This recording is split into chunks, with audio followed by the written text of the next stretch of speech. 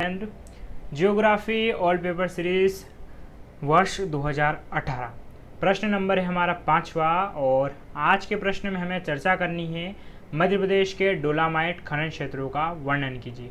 प्रश्न आया हुआ है और ऐसे प्रश्नों में बहुत सारे बच्चों का दिमाग घूम जाता है क्योंकि उन्हें सिर्फ इतना पता होता है कि एमपी में डोलामाइट होता कहाँ है। अगर ऐसे प्रश्न आ जाए कि 100 शब्दों में आपको उत्तर लिखना है मध्य प्रदेश के डोलामाइट खनन क्षेत्रों का, तो फिर आपकी पढ़ाई निकल कर बाहर आती है कि अगर आपको ये पता हो कि सिर्फ 2 जगह हैं उसको फिर आप कैसे लिख सकते हैं। तो स्वाभाविक सी बात है, फिर आपको यहाँ पर डिटेल में स्टडी करने की बहुत ज़्यादा आवश्यकता है।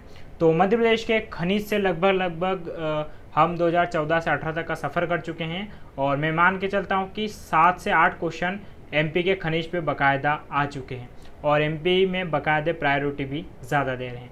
आज के प्रश्न का उत्तर हम लिखेंगे 100 में, उसके बाद चर्चा करेंगे 50 में कैसा लिखा जाए।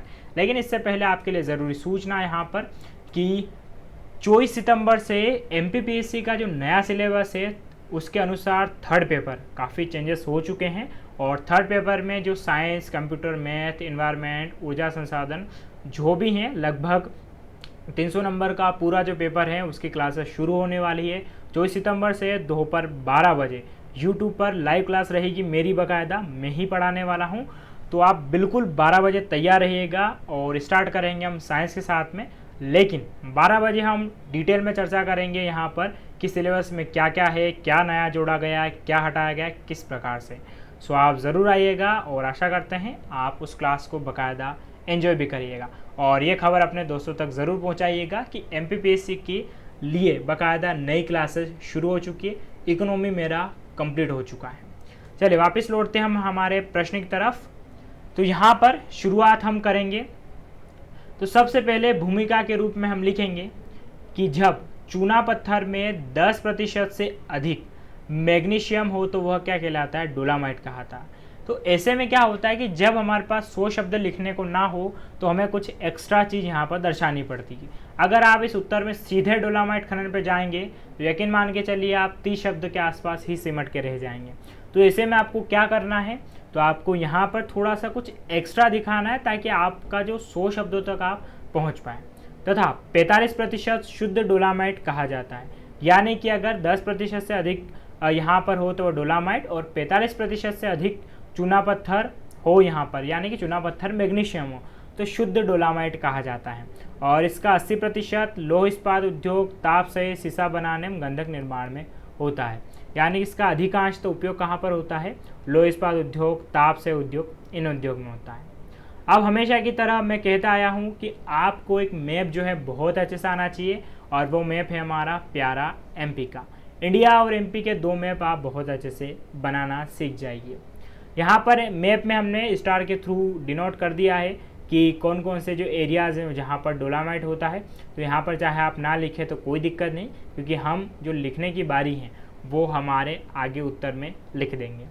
डोलामाइट भंडार क्षेत्र हमने यहाँ पर लिखा है और यहाँ पर हम लिखेंगे अब कि मध्य प्रदेश में लगभग 197 मिलियन टन डोलामाइट है, जो प्रमुखतया छिंदवाड़ा, कटनी, सागर, मंडला, उमरिया, देवास, झाबुआ एवं जबलपुर में।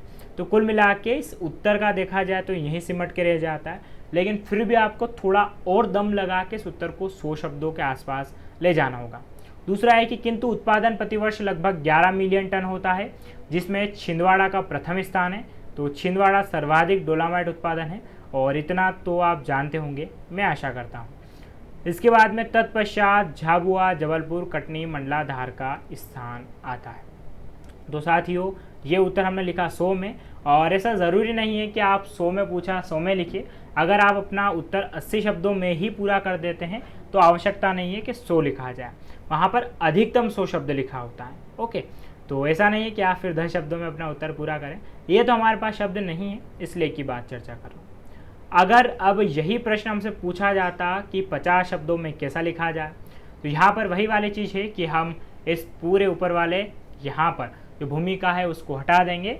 और मैं हमेशा से कहता आया हूँ कि जो भी भूमिका है आप ना लिखें, यानी कि 50 शब्दों के उत्तर में तो भूमिका लिखना भूल ही जाइए नए सिलेबस के अकॉर्डिंग। और फिर जो नीचे दे रखा है ये बकायदा हमारा 50 उत्तर में शानदार उत्तर आपके लिए हो जाएगा। चलिए साथियों, तो आशा करता हूँ मैं आपको अपने आंसर राइटिंग के माध्यम से बेहतर मदद कर पा रहा हूँ। अगर आपको पसंद आता है तो अपने दोस्तों के साथ शेयर करने में बिल्कुल ना हिचकिचाइए, क्योंकि अच्छी जानकारी लोगों तक शेयर ज़रूर होना है। क्योंकि होता क्या है कि अभी भी बहुत सारे बच्चे अच्छे कंटेंट के पीछे लगे हुए लेकिन उन्हें नहीं मिलता है, और आशा करता हूँ उन बच्चों की आप ज़रूर मदद करेंगे। आज का वीडियो हमारा यहीं समाप्त होता है। Thanks a lot.